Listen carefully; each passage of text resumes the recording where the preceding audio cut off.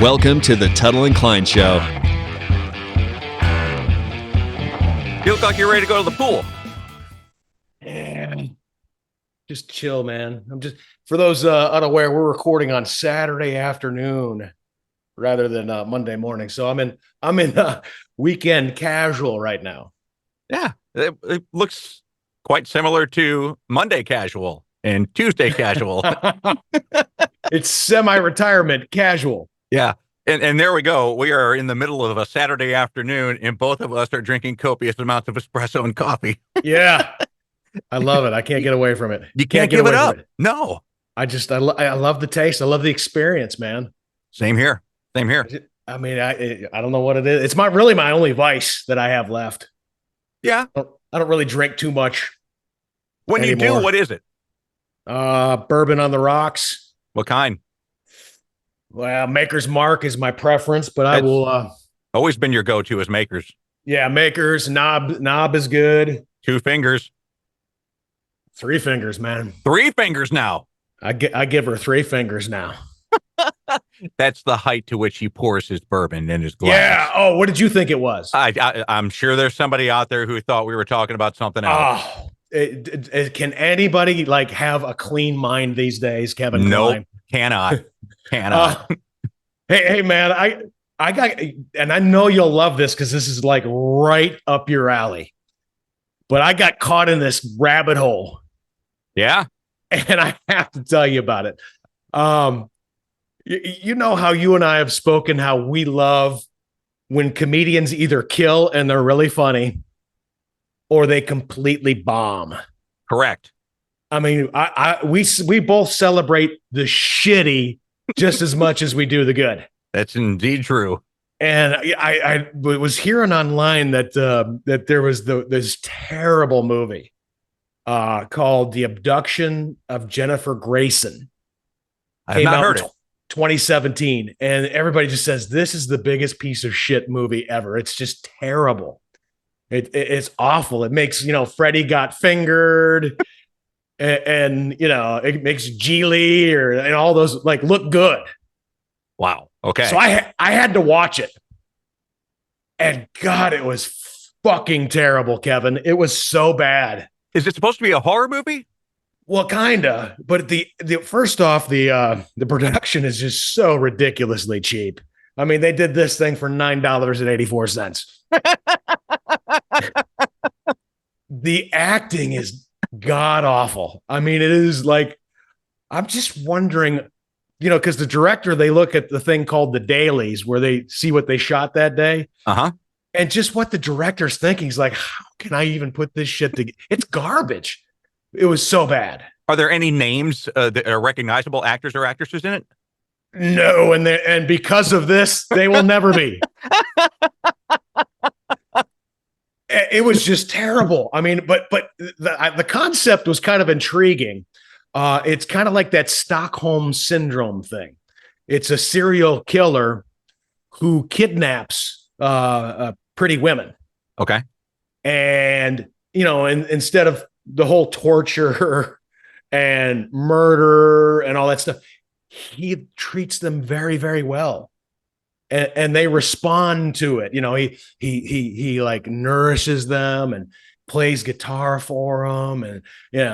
And these women basically, because he's a kind of a handsome dude too, very nice physique. They eventually, after months and months, they fall for him. Yeah, that's basically what the Stockholm syndrome is. You are held captive, and then after a while, you spend so much time with your captor that you become sympathetic to them, and you don't want to leave. Right, and they don't want to leave. I mean, particularly the featured woman in this, the Jennifer Grayson in question, she didn't want to leave. She fell in love with him. I love you. I don't want to go. And he's like, no, you have to go. Go now. Go. And it got me thinking. It's like, wow, because that's a completely different approach. Here we saw somebody that was kidnapped that had a different approach. She was never initially, obviously, she was like, no, please don't hurt me, please, but she didn't freak out. She didn't and it got me thinking of looking up some stuff. So I got caught in this rabbit hole. Awesome. And Kev, did you know this is a stat that 40% of all people kidnapped are returned unharmed? 40%. 40% unharmed. So they would do it for ransom? Some of it's ransom, and some of it, the captor, the kidnapper, actually liked the person. Oh. Because they took a different approach. And I was just thinking, man, that's great, information, is it not? I mean, maybe if you thought of it, kind of a new strategy for when you're kidnapped, you thought of it as, hey, this is a nice spontaneous date. Sure. And actually be excited at his romantic gesture and, all the time and thought that he, put out to plan this date. And, and it comes with all the accessories like rope and duct tape and, just be like, hey, how'd you know I'm a little bit freaky? No. Because on the flip side of that, 60% don't make it. No, but let's look at the dramatic majority of those that are returned unharmed. The guy liked him. Yeah, he was like I kind of like. I'm just going to drop you off. All I ask is give me a couple hours before you start ratting on me. Give me a 5-star review. That's all I ask. Share with the family. Let them know that I was a really helpful kidnapper. Can you do that? Believe it or not, on the dark web, there is a Yelp review for kidnappers. Thinking about renting out the dungeon for an Airbnb. Yeah. So hey, if you could, just let them know that, hey, we fed you. Made sure that you had some exercise. I mean, yeah, it was with a chain around your neck and kind of you're limited, but you had some space. Yeah. You had cardio. You had some cardio. Oh my God. That's freaking ridiculous. We're sick. Well, I couldn't help but think that, Uh-huh. Yeah. It's because if you act all crazy and like you're mean to him and just like, I'm gonna, he's like, I'm just gonna kill this bitch. Yeah, but you know what? Here's the thing, okay? And if you've listened to the Tuttle and Kline radio show before, the Q Morning Zoo and all that stuff, you know that Tim is the eternal, I'm gonna make lemonade out of lemons. Well, I mean, that's what he's doing right here. You're making lemonade out of a lemon. Hey, you put a lot of thought into this. I mean, the last time my damn husband put a thought into a date, long time ago. So I appreciate that. That looks okay. And you obviously want me because you've been stalking me for a while and everything like that. I got to admit, I'm a little flattered. Wow. Yeah. He spends a lot of time alone. Hey, Cav, I'm just saying, man. It's an observation. If he makes you hate him, if you make him hate you, he's gonna cut you up for sure. Yeah. Give yourself a chance. Give yourself a chance. Just another thought.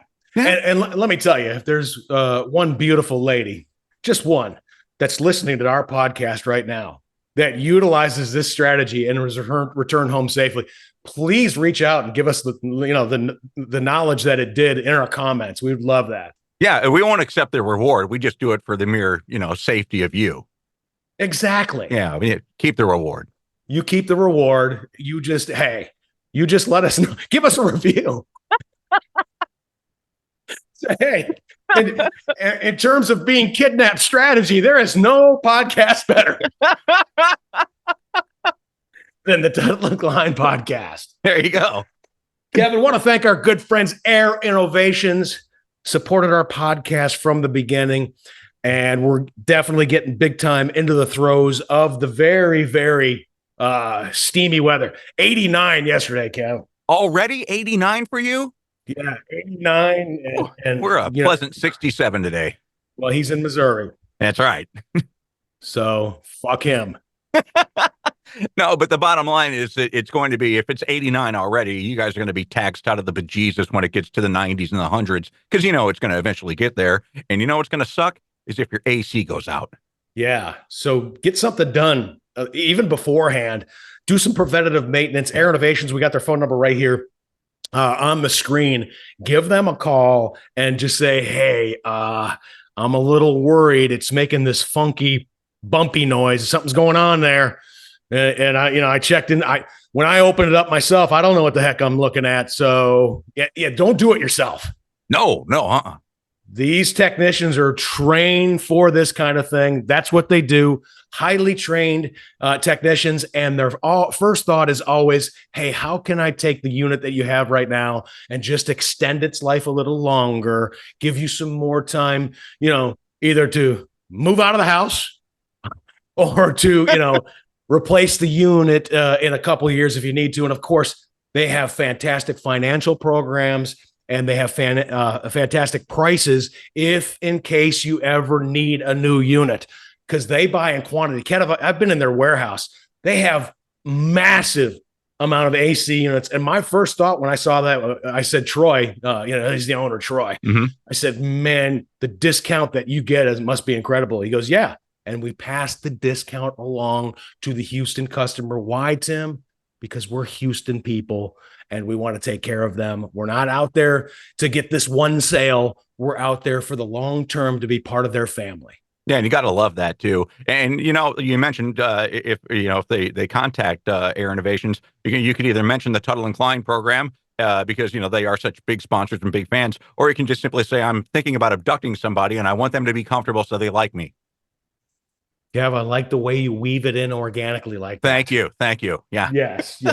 If you're a kidnapper, the last thing you want to do is have an uncomfortable. Make sure your AC unit. Oh, Jesus. Anyway, we'll also have a link in our description right here on the podcast. Kevin always puts a link in there. Air Innovations, just click on them. They'll take care of you. Whether it's preemptive, you're just doing some preventative maintenance because something just quite ain't right with it, or if you have a breakdown, they're available 24 hours a day. Kevin? Yes, sir.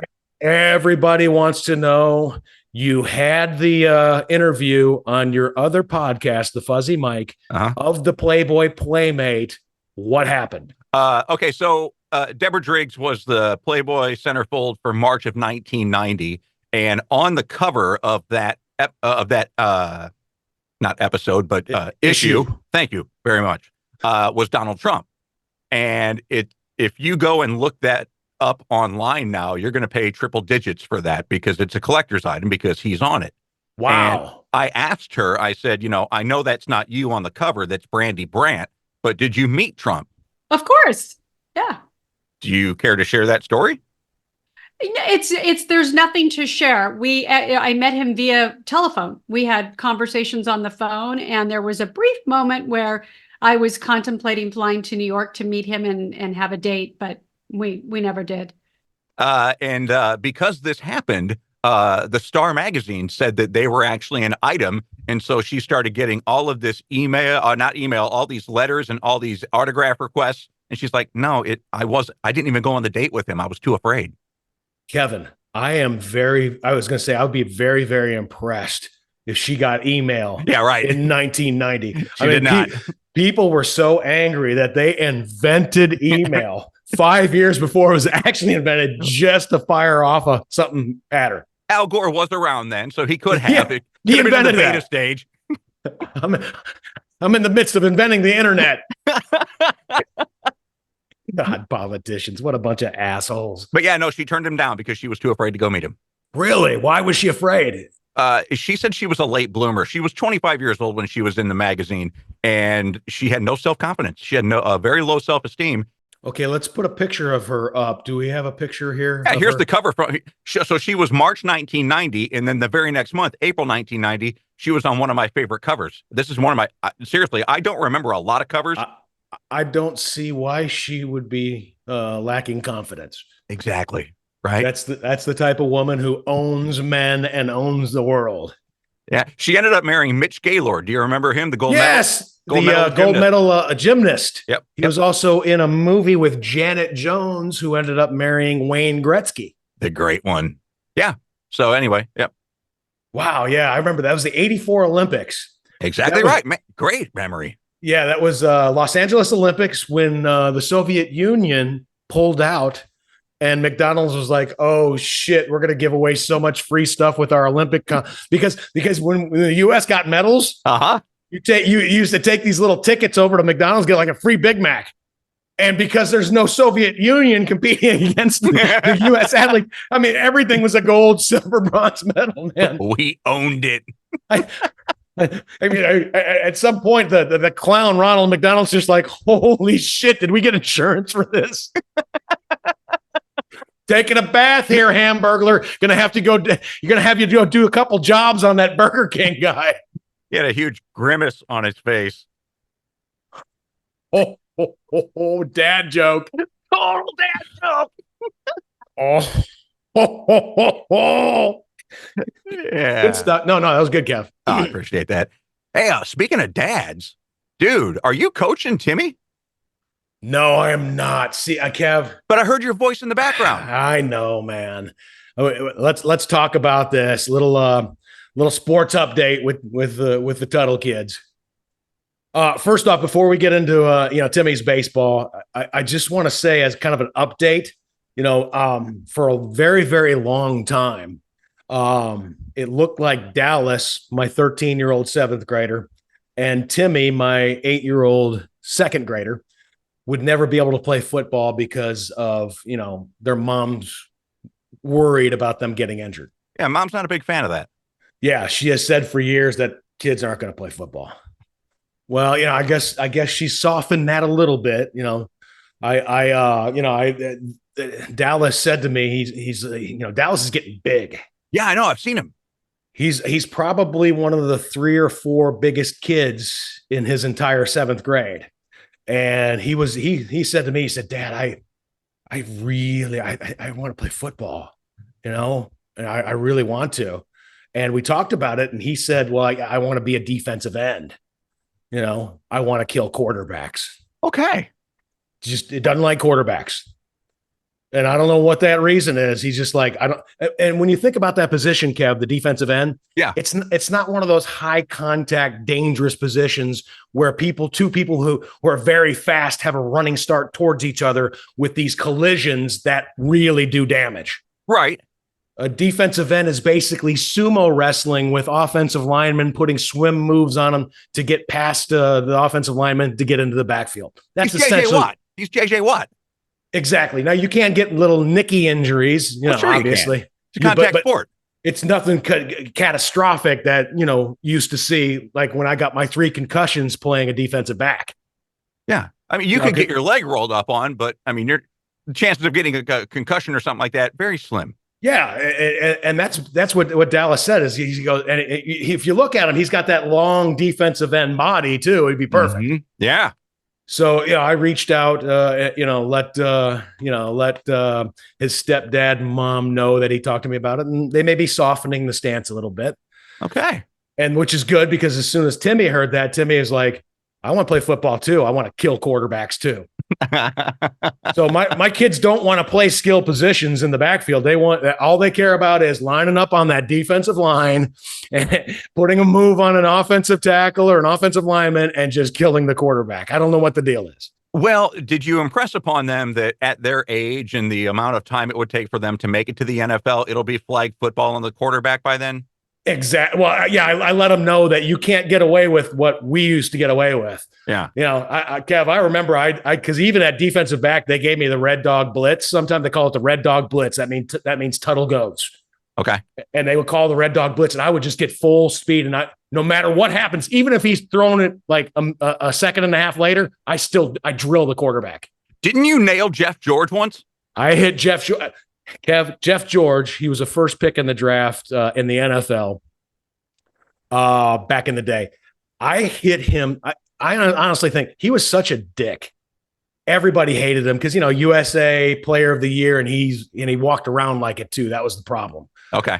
I mean, everybody hated him. One of the most talented throwers ever. I mean, him and Marino had that quick release. I mean, just a great, but he was just a dick. And I swear his offensive line let me in. I am not kidding, because they called a red dog blitz. and I had the full speed, and easily his guard could have gotten a little piece of me, but decided not to, kind of turned away from me. Gave you the ole. Gave me the ole, and I stuck that shoulder pad. I mean, I heard the, that noise, that beautiful the air noise goes out of you. Yeah, I heard that noise, and I was like, I got him. So yes, Kev, I did get that's another little claim to fame I had right there. I remember that. So yeah, so the kids might get to play football. That's very cool. We'll see. Dallas, hopefully he'll play by fall. He'll want to play. I'm going to show him some swim moves and everything like that. I remember some because there's one year I played defensive end before the coaches pulled me into the backfield and just said, "Hey, you have too much speed. We're wasting it up here." So I remember a few swim moves that I would do. I mean, basically, it's so easy. Offensive tackle, unless they're really agile, they're easy to get past because they can't keep up with you. Yeah. I mean, they are getting more agile as the game evolves. And don't get me wrong, Kev. Top of level. I mean, you're not getting past some of these tackles. I get it. But when we were talking middle school and early high school, when I played freshman year and middle school, the offensive tackle was just the biggest dude who ate the most. They put him in a uniform and said, "Here, guard him." Or try to stop him. And I was like, this is just too easy, man. You just put it too easy of a move. But yeah, hopefully Dallas will be able to play this fall. Because the school system he goes to, Kev, I mean, that is a rich football tradition. It's a small school. It's a Texas smaller school. Okay. I think 3A. And they go deep every year. Well, with his lankiness, though, and his wingspan, wouldn't he be good at basketball? Doesn't like basketball. They had basketball camp last summer. Timmy likes it. Well, Timmy likes everything. Yeah. I mean, if there was some sport where you threw a ball at yourself or something like, he'd be like, I'm a self dodgeball. Timmy'd be like, this is great. I'm going to be the best at this. So Timmy likes everything, but Dallas did not like basketball. Okay, fair enough. So he wasn't into it yet, but he could play defensive end. Good. So that we'll see. Stay tuned for that. But getting back to your question in regards to coaching, no, I'm not coaching. I'm just still loud dad in the stands. Here's a video. This is, I guess, Timmy getting a nice hit the other night, playing Little League, 8-year-old baseball here. Yeah, go, go, go. Go, go, go, go, go, go. Keep going. I like that swing. Isn't that a good swing? Yeah. Well, I was swinging up on, he was swinging up on it the first 2 times up, and I don't know where that came from. The last time I saw him, he didn't have that. And I just said, I walked over while he's on the on-deck circle. Oh. In the on-deck circle, I said, Timmy, level swing and swing hard. You're so big. You're so much bigger than these other kids. That ball should be going to the fence every time. And his problem was, Kevin, and maybe you can help him. You can, as a baseball guy yourself, he just cannot stand striking out. But I told him, I said, you're big and strong. You want to be a home run hitter. Okay. And everybody accepts that the home run hitter is going to strike out every so often. But when he gets a hold of one, bye-bye. Yeah. But I like the way he swings. He looked like it reminded me a little bit of Ichiro Suzuki.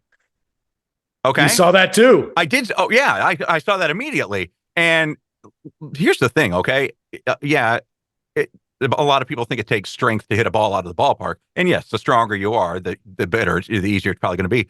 But that doesn't. It comes from bat speed, and his bat speed looked really good for a kid his age. Yeah, just 8 years old, and he hit it hard. Yeah. So I would be convincing him to just continue to make contact with the ball and get those hands through the hitting zone as quickly as possible, because that's where he's going to drive his power. His power is going to come from his legs and from the speed of the bat. Yeah, and that's what I was trying to tell him. He was so careful to make a connection that he wasn't hitting it hard. Mm-hmm. Because his thing is, I don't want to strike out. He does not like walking back to the dugout after a strikeout. And I just said, that's part of the game. It is part of the game. Babe Ruth struck out a lot, Yeah. Barry Bonds, Hank Aaron, they strike out a lot. Yeah. But boy, I tell you what, when they get a hold of one. Oh, Ted Williams, the last guy to hit 400 in the major leagues, he struck out. Yeah, everybody strikes out. Yeah, he just has a problem with that. I get it. Yeah, he's starting to get the glove now too. I mean, we've got to clip him playing first base right here. Hey, come on, let's go. Run hard. Good job, Timmy. I mean, he was really, really sharp at first base. Made final out on a nice pop fly, which for 7 and 8 year olds, that's really good. That age 7 and 8, that's like cats trying to herd cats. That's very scary. I mean, it's just frustrating. But they're starting to get good. He's starting to get good. He's starting to turn a corner. The videos are awesome. I mean, we've put them up there. So I don't want to be like that dad guy though, like that I was for Audrey's volleyball. And when I played, I didn't realize I was doing that. I was just filming him hitting. But you can clearly hear I don't want to be that guy anymore. Not being a parent, I never understood it. Okay. But now I do. And I'll tell you why I do. Because my niece is a freshman in high school and she plays on our varsity soccer team. And I will try to make any game that I can. And when I go, I'm not vocal, but I'm in. I'm all in on her achieving the goals that she wants. And so I understand if it's your own, totally get it. Yeah. Totally get it. And that right there is like, I've seen him hit up on the ball and, just kind of like Punch and Judy paddywhacking at it. And that hit right there, he really put the mustard on it. Nice. So yeah. I got excited. I'm sorry. Absolutely. As you should. Yeah. Yeah. And your excitement is different from, I'll use my dad as an example. Okay. Your excitement is very positive. It's very energetic. Okay. My dad's excitement was, I get to ground him tonight because he made an out. Did you really get grounded because you made an out? Oh shit, dude. It was terrible. What is this deal? Why did you want to steal that fucking joy, man? Did he play ball himself? No, that's it. That's it. Okay. So he never did shit. Well, no, he was on the track team and his 4x100 set the state record at that time. But he got a lot of recognition by what my brother and I were able to do on the baseball diamond, and that made him feel good. I get it now. Okay. Back then I couldn't have gave a shit less because when we didn't do good, we were punished. All right. And yeah, it did. It absolutely took all the joy out of the game. And when I got away and went to college at Oklahoma State, my first year, I realized that there's a lot better baseball players out there than me. And I really didn't like the game as much as I let on, and because the joy wasn't there. Because he stole it. Yeah. Tim, I would literally piss my pants in the on deck circle. Literally would piss my pants. Are you serious? In high school, because I knew if I made it out, I wasn't getting to hang out with my friends on the weekend. What a fucking monster, man. I'm so sorry, dude. So he learned a lot. He learned a lot when I played with a guy named Steve Siebert. And Steve's dad was Sonny Siebert. He's a 7-time Gold Glove winner in the major leagues. He pitched, I think, for 15, 16 years for 7 different teams. And Steve would come up in these crucial situations, and Sonny would just be there with his arms, folded, and he would just be watching. And my dad's like, how can you be so calm when, And he's like, because number 1, it's just a game. Number 2, it ain't life or death. And number 3, I've been to a higher level than what he's at.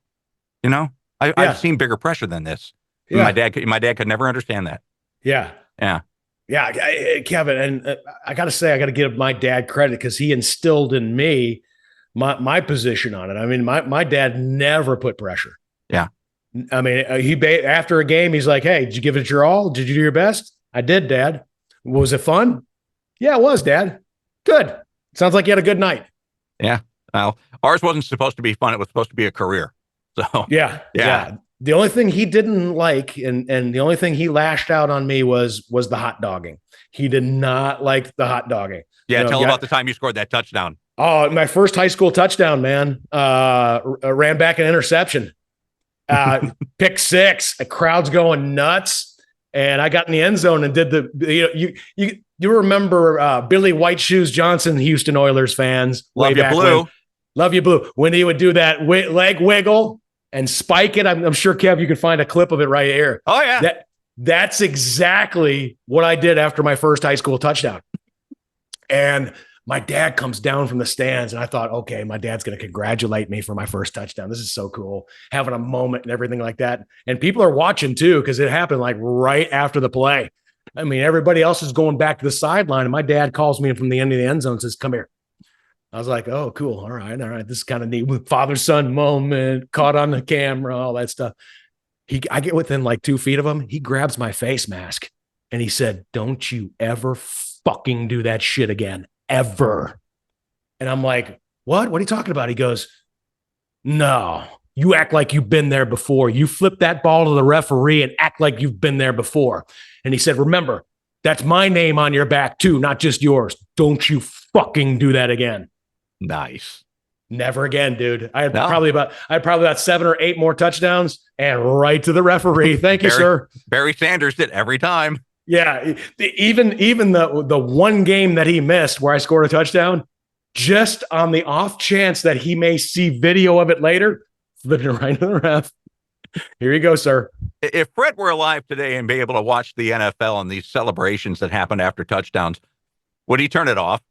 Oh, he was still alive when a lot of that was getting kicked in, back in the 70s and the 80s and 90s. Though. Well, yeah, he always just said, you know what he'd call them? He'd call them pussies. Yeah. He says well, you're a pussy. You look like you need some kind of adulation and attention or something like that. Have some class, man. Flip it to the ref like you've been there before and you're coming back for more. Yeah. All this choreographed shit that's going on now. I hate it. Oh yeah, he just says, "Hey, that's just that." I mean, he would say it's just insecurity. You're seeing insecurity play out. That these people are so insecure with themselves, they have to. Oh, look at me, adulation. And I know a lot of you are saying, "Well, Tim Tuttle, don't you do that shit too?" And I would say, I am a very, very complex person. But doesn't those celebrations doesn't that equate to dollar signs for those players? So how is that monetized? I would think it would be monetized because it would increase their jersey sales. It would increase their time to go viral online. Okay, so what they do, their little celebrations appeal to the younger audience, the quote unquote 18 to 34, which is the marketer's dream audience. I would think. Okay. I don't know. I see your point. And in all honesty, if I was on that level, I probably may have done some of that myself. Okay. I mean, yeah, because okay, all right. I don't know. I was just throwing it out there. No. You're right. You got to do it to for your brand. That's there it is for your brand. It's part of my brand. Yeah. Oh yeah. Here comes another dance, baby. And the way you dance, everybody would have loved that. No. I would have gotten bonuses from the team to not dance. That's why your dad told you never to fucking do it. Oh yeah, it was terrible, dude. I mean, Billy White Shoes had some rhythm, man. Because I did see it on the game film the week after. It was terrible. They were laughing. They were slow motioning it. The coach was like, "What the fuck is this, man?" Like, what that was the time when breakdance. You didn't have your electric boogaloo there, did you, Tuttle? I just told you my age right there. There you go. Kev, I got a DM from the last episode. I think you'll find this interesting. Okay. Because you kind of like started this whole concept. Oh. And I'm not going to reveal who it was. But she told me she was listening to the last episode, and Kaka and I both have lost relationships because, quote unquote, we're just kind and generous and supportive, and that's boring to some women.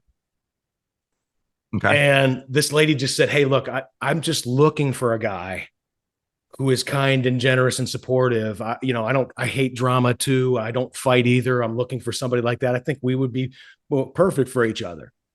And she sent me a picture. It was a picture of her and her friend. Okay. And I was like, holy cow. Beautiful. I mean, Kev, I'm talking Salma Hayek Really? in the 90s. Just gorgeous. Shit, Salma Hayek in 2024 isn't anything true. to sneeze at. I mean, the picture, I was like, oh my God. So I was like, yeah, that's great. Well, after a little bit of further conversation, it was actually her friend that looked like Salma Hayek. Oh. Yeah. And I was initially, I'm like, why did you send that? Why did you send that picture? Yeah. I mean, she was okay looking, she was okay, but her friend looks like Salma Hayek. Why would you send that picture to me, like to show me what you look like? Why? Yeah. Why? Because you almost got catfish on it. Yeah. And especially when your profile picture is like a logo instead of where I could like verify that it's you after I see that picture that you sent. Oh, okay. Her profile picture is a logo. So I can't go, double checking. Hey, okay, the Salma Hayek one, is that her? That's all the information I have. Mm-hmm. And I thought, oh yeah. And it was, so we probably, I think Kevin, we lost a podcast listener. Oh man. Well, I think we may have lost two, to be honest with you. Really? What happened to the second one? Well, Salma got a whiff of. No, she got a whiff of it. And Salma is like, oh my God, he's handsome. And, we expressed an interest in that way. And her boyfriend caught wind of that. Oh. And he was a listener of the podcaster, I can't take you anywhere. Kev, this is not my fault. You don't send a picture with your friend if you're the number two. You know what I'm saying? Right? True. But then again, if you went and looked at the profile and it was not a picture and a logo, you got to figure something's up there. Yeah. Well, what would you have done though? I mean, because if it's the Salma Hayek looking girl, I'm kind of interested. Yeah, but if it was the Salma Hayek looking girl, she would have had the Salma Hayek picture as the profile. It was a charity logo, Kev, so I can understand that being up there. Okay. Well, it was a charity logo. But you had the person's name. You can Google search them. Did you take that step? I did not take that step, but I will. If this could be, I mean, why do I have to take these extra steps? Just a simple rule. If you're going to send somebody a picture of you that you're interested in, don't have a fucking hotter friend in the picture. Right? Well, I mean, but if she's sending that, she's saying, you know what? This is the quality of people I hang out with. This is what I see in you. This is what I want to hang out with you. I mean, Kev, there's always ways you can read into it. Kev, if I'm interested in a woman, I'm not going to send a picture of me standing next to, trying to index my mind for somebody that's better looking than me. No, you're going to send a picture of you and me. You don't have to settle for this. You can get the guy on the right side. Look, I even have friends that I do charity for. I let them hang out with me. I got a wingman. Picks up the scraps. There you go. I feel awful though, man. I feel bad because I hurt her feelings, man. Oh. How do you get out? I mean, how do you get, I said, I'm so sorry about the confusion, the misinterpretation, but where do you go from there? Where do you go from there? New episodes every Wednesday. New episodes every Wednesday. Please, if you're listening or watching right now, we need more because I lost 2 this week. Send our podcast to a couple friends. There you go. We got a couple vacancies, a couple openings that we're looking to fill. Kev, tell me about this neighbor that you met. You broke the fourth wall, I guess. I did not. Okay. So the house that we're living with my mother-in-law, and she's lived here since Trish was born, and Trish is 52 because I'm 54. She's 52. And Trish lived in this house for the first 24 years of her life. And then we've been living here for 3 years now. And today is Saturday. We're recording this on Saturday. So Thursday, we talked to the neighbor who she's lived next to since she was born for the very first time. Since she was born? Yeah. Yep. For the very first time? You got to be kidding me. Nope. Now, for those unaware, I've always been an advocate of keep your neighbors at arm's length, because if things go wrong there, they're not going anywhere. Exactly. You know what I'm saying? Like if you have a problem with, friends out, if they don't live next to you, that's okay. But if they're right there, So she broke that rule. Well, he came over. So I was out. Yeah, I was out. So I have my studio, which you can see it in the background if you're watching this on YouTube, and it's in the garage, but it's soundproof, and we built it. Well, we had the cable or AT&T come out and run a business line into the studio so that I have faster internet. Well, they haven't buried the line yet, and so he saw me going into the studio the other day, and he comes over and he goes, "Hey, young man," because he looks like Bob Odenkirk if he's 80. Oh, okay. Okay. So, yeah, okay. This guy worked at UPS for 60 years. Better call Saul. Yes. If he was 80 years old. Yeah. Yeah. And he comes over and he goes, "Hey, young man." And I'm like, "Oh, hey, Bob." I know his name, but I never met him. Never said anything. Wait, his name is Bob too? Yeah. Yeah. Oh, how convenient. Right. And so he says, "What's this line here?" And I said, "Oh, it's AT&T came out. They're going to bury it." Yeah, I didn't ask what they're going to do. I asked, "What's the line for?" I said, "Oh, well, I have my production studio in the garage here, and I needed a better internet." "Oh, so it's for internet?" I said, "Yes, sir." He goes, "Well, what are you doing in there?" And we ended up talking for 20 minutes. And Trish came out and joined in the conversation. And after we left, I said, "Is he normally that talkative?" She goes, "Kevin, that's the first time I've ever talked to him." Wow. Okay. So we'll talk about the conversation, because my first thought is none of your fucking business. But that's just me. That's how I am. Yeah. So tell us what were you talking about? Well, we talked about why I needed it, when they're going to come out and bury the line. Are they going to dig up his yard or just keep it in our yard? And then we talked about he just recently retired from UPS. He worked there for 60 years. Holy shit. Yeah, 60 years. And now he's just got extra time on his hands. And, I'll probably see him in the yard more often. See him in the yard every day. He worked at UPS for 60 years? Yes, he did. So when he started, it was still like it was brand new. It was cream colored before brown. Yeah. Yeah, it was a brand new company. He didn't know if it was going to last. Wow. Yeah. That's cool. Was he a big wig, or was he a driver? What was he? He started as a driver and then became like one of the guys that takes the load from one truck to the next truck, became supervisor of that. So, yeah. I said load. I said takes the load. Way to go, Beavis. That was so funny. Kevin Klein takes the load. Shut up, Beavis. So, but I brought him into my production studio to show him around and everything. He goes, "And what are you doing here?" I said, "Well, I host podcasts with my old radio partner. I host my own podcast, and then I do some voice work." "What kind of voice work?" I said, and I showed him one of the projects that I just started working on. Wait, so you're showing him projects? Yeah. Wow. Yeah. So I was showing him. So I'm doing cartoon voices for the National Science Foundation now.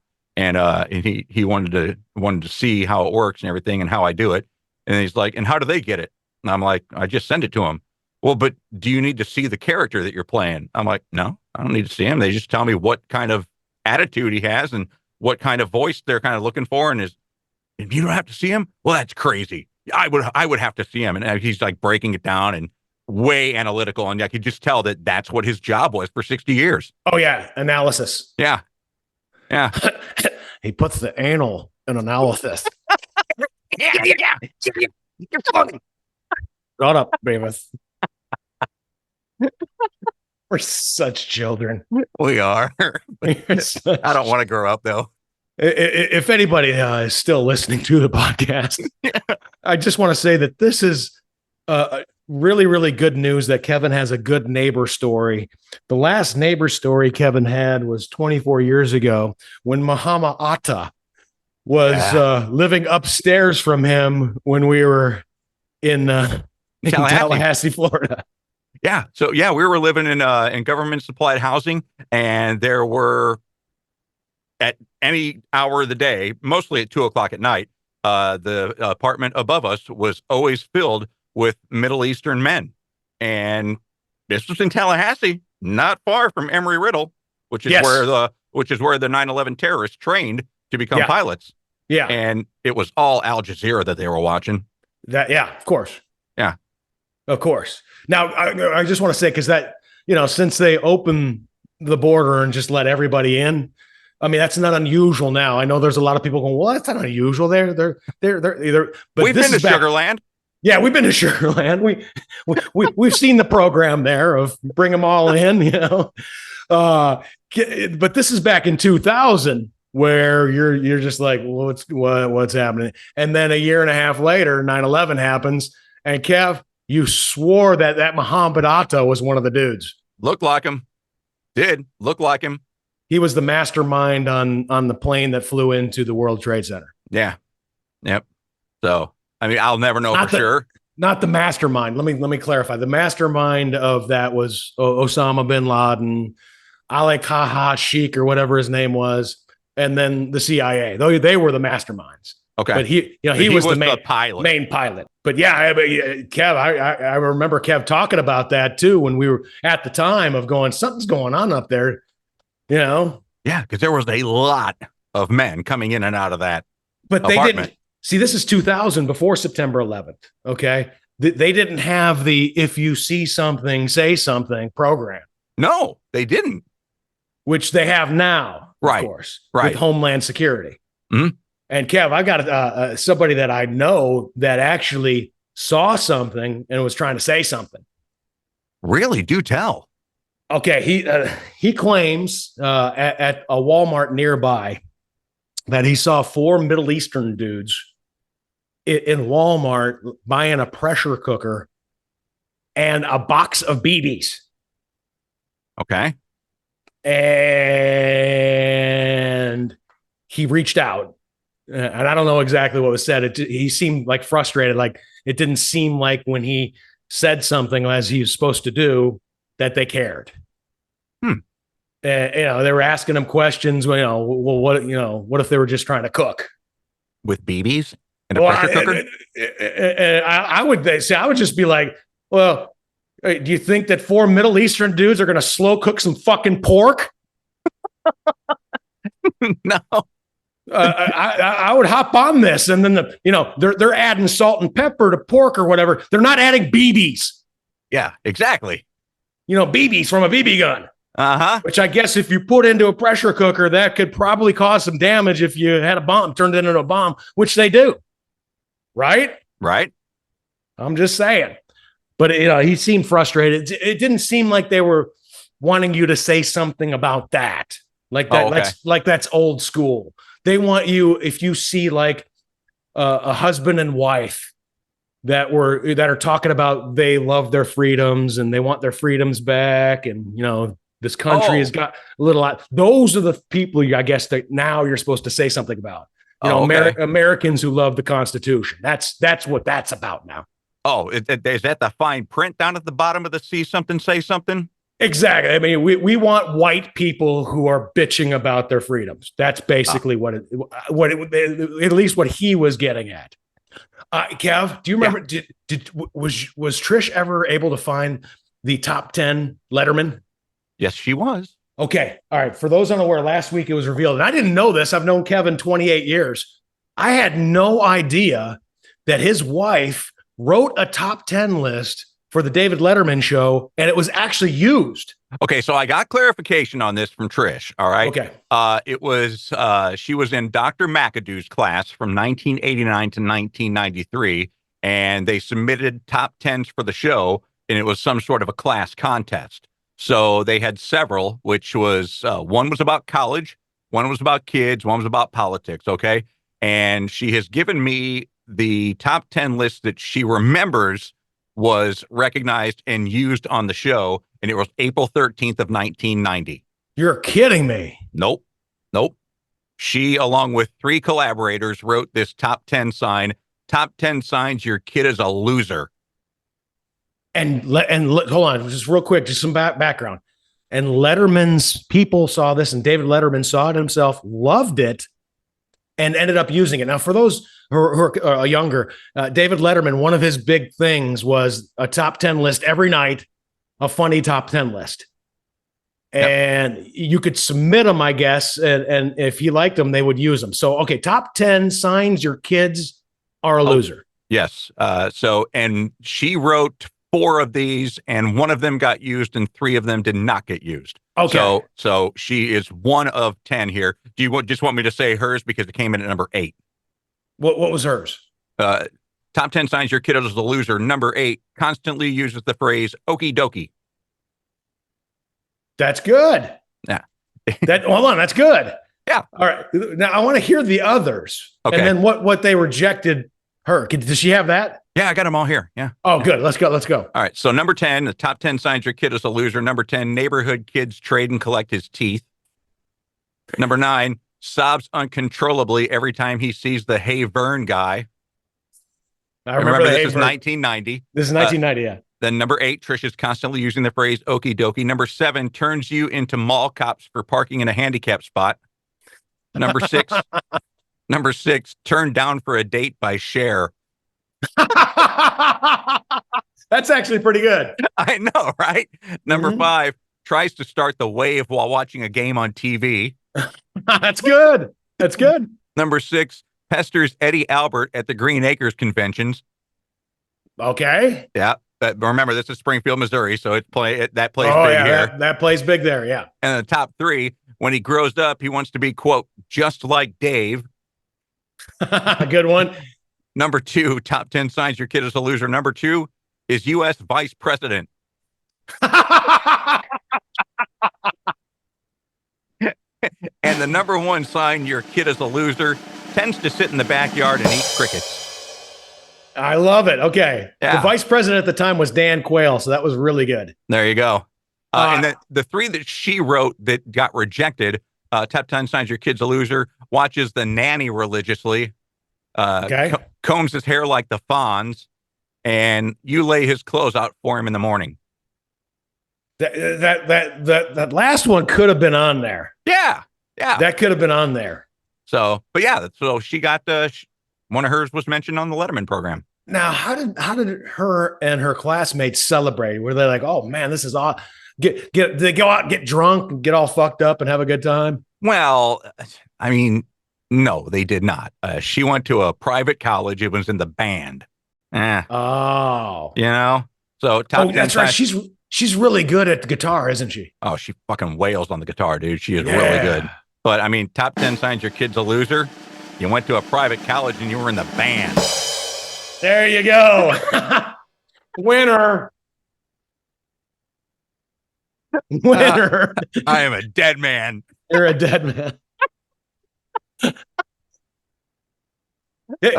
Let's make it up to her. Do you have a little clip of her playing guitar, a little riff that you could play right here?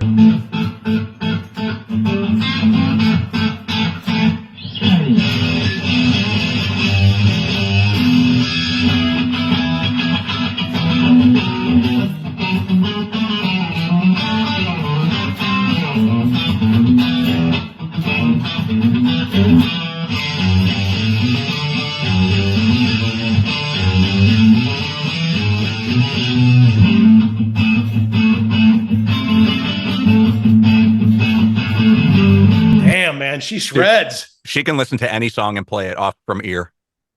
What a waste, man. Yeah, she can play Eruption. What a waste. Mm-hmm. Why didn't she why didn't she go to the Go-Go's, Belinda Carlisle, and just say, "Hey, you think your guitarist is pretty good? Watch this." Because when she had to perform, she would either throw up or get diarrhea. Now I'm really dead. Okay. That'll kill any band. Exactly. Yeah, the Go-Go's, I gotta go. All right, on guitar tonight for the Go-Go's, Trish Snyder. Oh. Need a little bit of that sphincter control. Yeah. Ooh. Where's the Men in Black flashlight? She just shit all over the stage. Trish, you got to get a hold of that problem there. We just booked a world tour. There's some of the countries that will arrest us if you do that in their country. The Go-Go's shitting across the globe.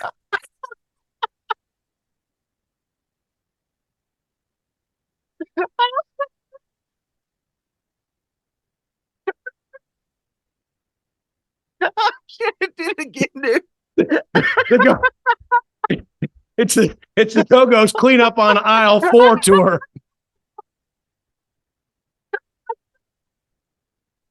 Oh my God, I'm so dead. You just see the manager going, Trish, we're trying to find a spot for you to have even a bigger solo, and we don't have enough mops, you know.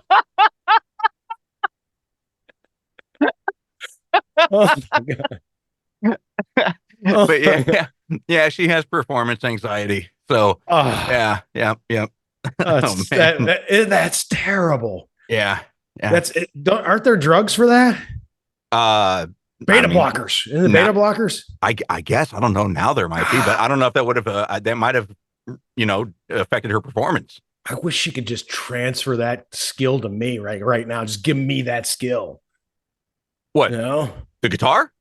Playing a guitar. No, I don't want the shitting skill. Yeah. That's it. Trying to get away from that. I'm just like, man, I wish I could play guitar like that, man. I would just be like, it would change everything for me. Right? Yeah. It totally would. Yep. Yeah, but no, she's fantastic. She really is. I know, that's really good. Well, do you know that Enya? Uh-huh. Sail away, sail away, sail away. Orinoco flow. Yeah. Sail away. Is that they're not saying sail away? Yeah, they do. Sail away, and then but that's the name of the song. Orinoco flow. Yeah. She never has done a show. That's all just production and her records. She's never done a tour. Come to think of it, I've never ever done a tour because she has performance anxiety. Uh-huh. I mean, your wife could probably just cut records, man. Yeah. You know? Yep. That's what I tell her about sex. I don't want to do it because I have performance anxiety. Yeah. You don't want me shitting all over the place, do you? I don't know. She is German. Oh! And Kevin, now you're speaking my language. Get over here. Welcome to the bedroom. My God, my mother-in-law watches this too. Oh, you're in trouble, dude. Oh, dude, big time. You're in. Oh, I'm so sorry, Kev. That's all right. I started it. I'm so. Let's get you out of it real quick. I got a top 3 here. Just when you thought they couldn't count any higher, it's Tuttle and Kline's top 3. All right, Kev. Yeah. Top 3 movie characters you would like to have played.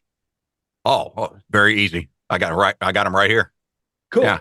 They're my 3 favorite fictional characters ever created. Hannibal Lecter.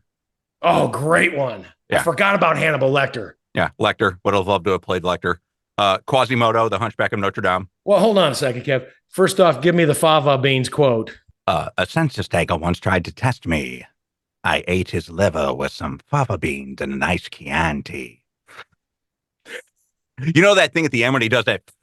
That was he riffed that. He riffed that. Yep. Just to scare her and freak her out. Shit freaked her out. Exactly. Jodie Foster didn't know that was coming. Nobody did. Yeah. Isn't that great? Yeah, that was phenomenal. And they left it in. Yeah, because it was so free. She freaked out so much.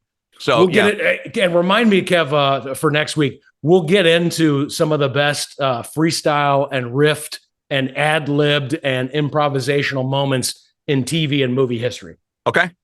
Got it committed. Okay. Committed. Got it committed. Yeah. All right. So Yeah. So, and then Quasimodo, The Hunchback of Notre Dame, created by Victor Hugo. If you ever want to see a masterful performance, 1939 version, Charles Lawton as Quasimodo.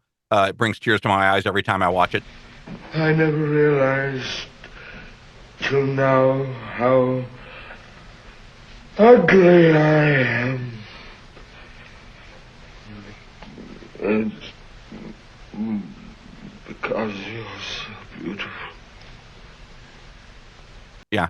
And then, yeah. And then I'm kind of split on these last two. I don't know which one I would put number 3 and then honorable mention. I would probably put Lloyd Dobler as my third, which John is Cusack. Yeah. From Say Anything. Say Anything. That's Those are a good one. Those are my top 3 favorite fictional characters ever created. And then Rocky would be honorable mention. Yeah. I just remember the Lloyd Dobler when the father, played by John Mahoney, was asking his intentions. Yeah. I don't want to sell anything bought or sold or processed. I don't know. We have a little clip of it right here. I don't want to sell anything, buy anything, or process anything as a career. I don't want to sell anything bought or processed, or buy anything sold or processed, or process anything sold, bought, or processed, or repair anything sold, bought, or processed. You know, as a career, I don't want to do that. Yeah, that's classic. Yeah, that was brilliant. That was classic. Who's the third one? Because I was still on the Lloyd Dobler in my head. I'm sorry. Well, I said Rocky would be honorable mention. Balboa. Yeah. Yeah. Love Balboa. Hey, yo. Hey, Adrian. Hey, yo. You know, we ain't like doing something, you know, like for the next 20 years or something. Classic. How about we get married? Yeah, I'll tell you this. Adrian, played by Talia Shire, one of the Coppolas. She's one of the Coppolas. She was so beautiful, man. Oh, I know. Oh, I thought that immediately when I saw her. I'm like, oh wow. Even when they try to frump her up with the glasses and the sweaters, I was like, that is a beautiful woman, man. Yeah. I know what you're trying to do, and they try to do this in movies. You know, they try to frump you up, you know, and then you blossom later in the movie. She was just gorgeous. Yeah. Had a crush on her, even from the Godfather stuff. I was like, God, that is a beautiful woman right there. Absolutely. Gorgeous. So that was an easy one for me, and I like that. What's your top 3? Well, Indiana Jones. Of course. Love the Indiana. It looks exhausting though, but I would love to have played that character. And Kev, speaking of best improv moments in movie history, he's got one himself. Harrison Ford was running like 102-degree temperature the day that they shot this one right here. He was supposed to go into a full sword fight with the guy, and he's just so exhausted and feeling so bad that he just impromptu out of nowhere. Nobody saw it coming. And you got to give the actor with the sword credit because he immediately went down. Indy just shoots him. The gun was improvised? Improvised. That is a total look it up. Oh totally my God, improvised. dude. That made the scene. He was supposed to do something, you know, with the whip and have a whole like completely choreographed battle. But Harrison Ford was running on temperature and just felt terrible. It just felt absolutely awful. And he just like, you know, fuck this. Pulls out his gun, shoots him. The actor look with an amazing reaction from the actor too. Just like saw it and went with it. And it ends up being one of the classic scenes. In all of cinema. When he did that. And Kev, since we're on it, I'm so sorry. I have to do this. Harrison Ford, another brilliant improvisation is this from Star Wars when Princess Leia says, I love you. I love you. I know. That he was supposed to say, I love you too, or something. He decided, hey, Han Solo would not do that. He's a swashbuckling son of a bitch.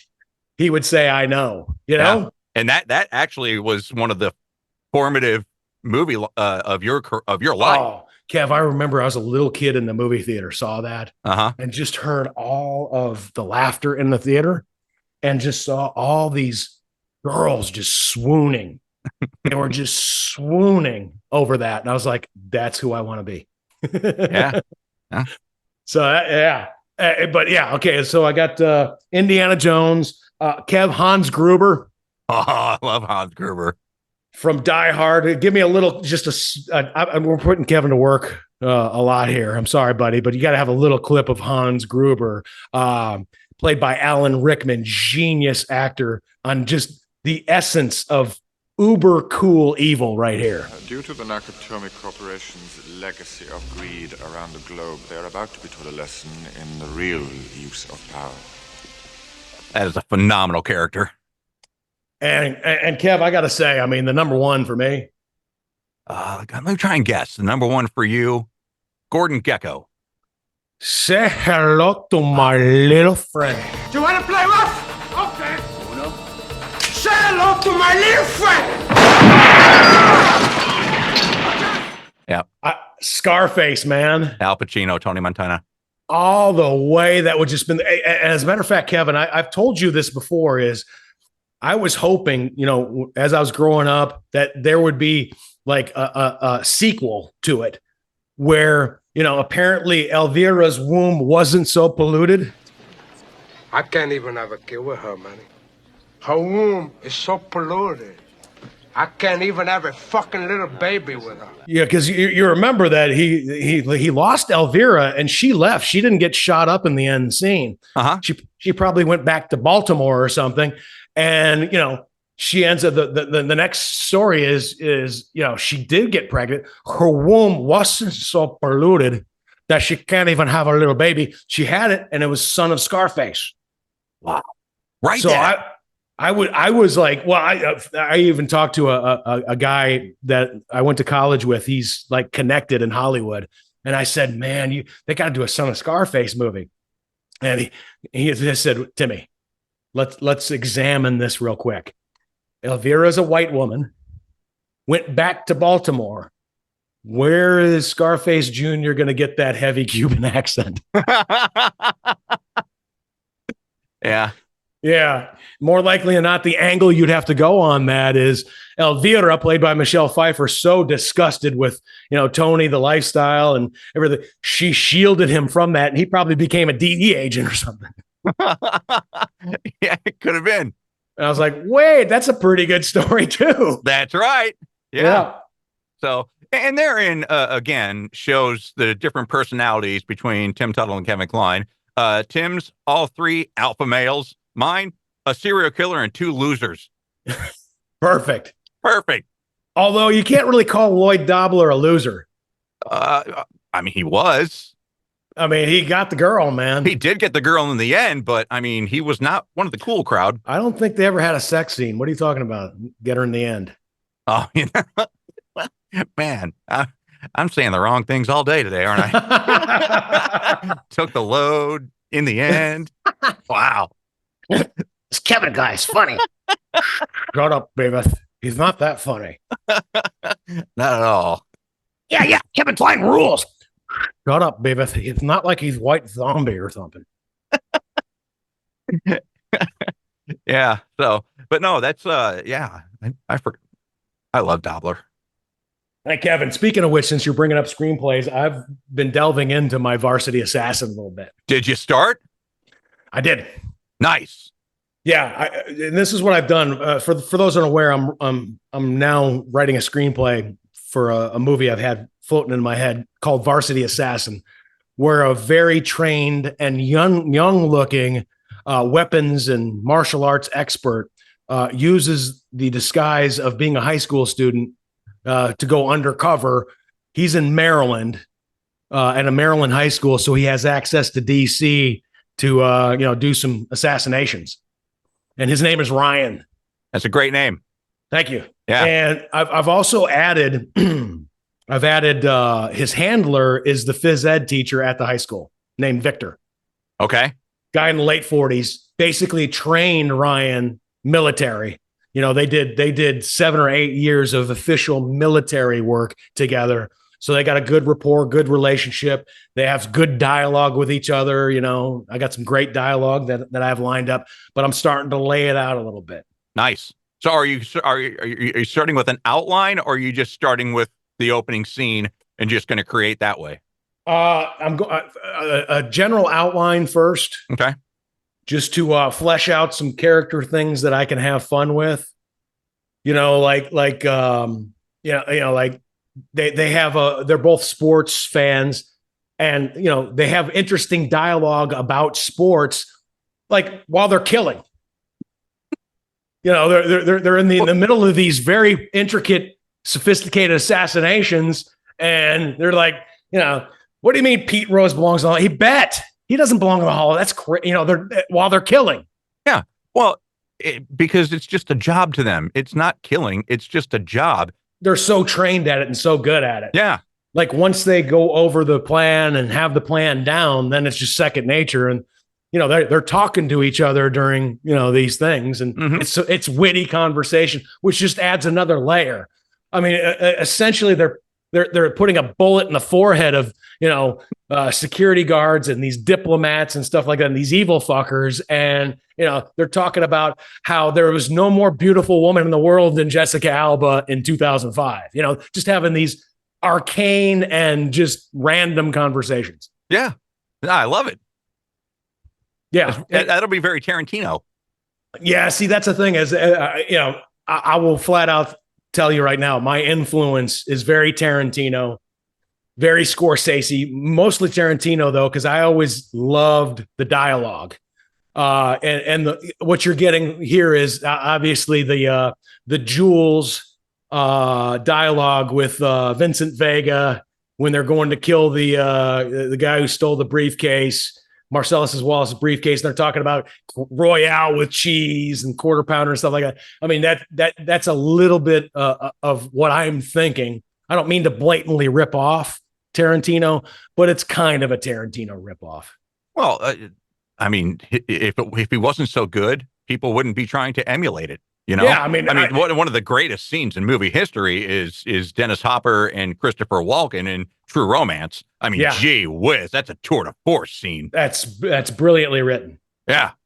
See, and that I've always been intrigued by like real dialogue that people not see. Most movies and TV shows and everything like that. And I don't want to do this with my work at all. Their dialogue is just to advance the plot line. Mm-hmm. That's all it is. Just to get you to the next place in the plot. Whereas I want to have real, this is what people really talk about. You know what I'm saying? I know. Yeah. And then you get that whole realistic dialogue thing with the uber violence, which people love. I mean, we're going to be blowing fucking some shit up and killing people in some heinous ways. Nice. You know, so that combo right there, I mean, that it'll instantly have a market. I mean, if you love a Tarantino movie, you're going to love Varsity Assassin that I'm writing. So Tarantino dialogue with Eli Roth visual, dude. Oh totally. My God, dude. Totally. That would be amazing. It's going to be graphic violence, and it's going to be great character dialogue, and it's going to be a freaking awesome screenplay. Nice. Oh, so get on it. Get on it. I'm on it. I think I'll have it done in a few weeks. Wow. I just want to. Who do I have look at it is my thing. Who can green light something like this? Who can sell this to like Netflix for a couple million if it's really good? Probably our radio agent, Paul. Oh, shit. That's right. You would want Paul to look at that for sure. Yeah, Paul would be good. I want him to. I want Lennox to read it too, John Lennox. Yeah. I'd want him to read it. Yeah, absolutely. Tell me if there's anything. And then Kev, you're going to be the first to read it. And if it blows ass, you got to tell me right away, this blows ass. Okay. This is terrible. You have to be the one that protects me from everything else. Like it stops with you. I doubt it's going to blow ass. No, it's going to be really fucking good. Yeah, I'm sure it will be. Are you going to format it and everything? Oh, totally. It's going to be laid out completely how it's supposed to be. And the correct amount of pages for, hour and 45 minute, 2 hours top movie. Yeah. Very cool. But I'm excited about it. I am too. I'll have something for you to read probably within the next month, 6 weeks tops. Okay. All right. So cool. And when you're done with the scene, just put it aside, man, because you could over analyze. And a screenplay in a book might never be done if you don't put it aside. Yeah. Just put it away. But you can come back and visit it later. Well, yeah, if you have to pick up where you left off, but don't obsess over it. No, I won't. And see, Kevin, I'm one of those people like I'll crank I'll do it in like huge bursts. Like I'll get a good chunk of it done like in 2 days. Yeah. but after it like jumbles around in my head for a while, then I'll spit it out. See, that's the thing about the voice to text. I can just spit out, and I pace back and forth. You remember I'm a pacer. Yes, indeed. I just pace back and forth, and I'm spitting it into my phone. Yeah, there you go. So cool. All right, what else is happening? Are we good? I think we're great. Yeah, I think we're great. All right, what do you have coming up this week, Kevin Kline? Well, I'll be in Denver going to a Cannibal Corpse concert. Sweet. Yeah, and then I've got the Deborah Driggs interview on the Fuzzy Mic. Playboy Playmate, yeah, is available right now when you're seeing this on the Fuzzy Mic. Correct. So how did she hold up over the years? Oh, she's great. I think she still looks phenomenal. She's 60 now, but I started out with a poem, Tim. Oh, you wrote her a poem. Yeah. Again. Yeah. It's not as bad as the Linda Cardellini, is it? No. It alludes to that kind of stuff, but no, it never quite gets there. Kevin Kline, we had Linda Cardellini on the show years ago. Kevin Kline had a crush on her. For those unaware, Linda Cardellini was on Freaks and Geeks. She was Velma in the Scooby-Doo, and she's been in a bunch of other stuff. Oh, yeah. Very attractive woman. And Kevin Kline wrote something like, Linda Cardellini, you make the blood rush to my weenie. Hello, Miss Linda Cardellini. You make blood rush to my weenie. Click. Click. Again? Again? Again? Yeah. So I thought that was a really good offering. She actually thought that was cute. Yeah, she did. But I don't know if she was being nice or not. It could probably a combination of both, maybe 70-30, 70 being nice and 30 She's just looking at her publicist going, do not ever let me talk to these motherfuckers again, ever. Yeah. But then again, she did work with James Franco, and we all know about James Franco. Oh, yeah. So. Yeah. Kevin Kline is just James Franco light. Yeah. Wow. Kevin Kline is, just creepy James Franco without the whole rapey thing. Exactly. Yeah. Exactly. He's coming back, though, by the way, Kev. He's coming back. Yeah, I guess they send you to purgatory for a little bit, and then you start making a comeback. Kevin Spacey's doing a comeback, too. Do you know who else? Speaking of comeback, I didn't know we were going to talk about this, but guess what I found out 3 days ago? What? They are making a remake of The Naked Gun. Shut your mouth. Not going to shut my mouth. Nope. Remake of The Naked Gun. How? I mean, everybody's dead. Well, it's a new cast. Okay. Or a reboot. Yeah, I guess a reboot. But cool. Do you know who the cast is? Who? Frank Drebin is played by Liam Neeson. That's good. Priscilla Presley, Pamela Anderson. That's good. Yeah. That's good. What else? That's all I know. Who plays OJ? I don't know. Cuba Gooding Jr. Yeah, he did earlier. He did already. Yeah. So yeah, but they're making a reboot. Isn't he like in purgatory too? Didn't he get canceled? Oh yeah, he did. Yeah. He actually got busted, didn't he? Yeah.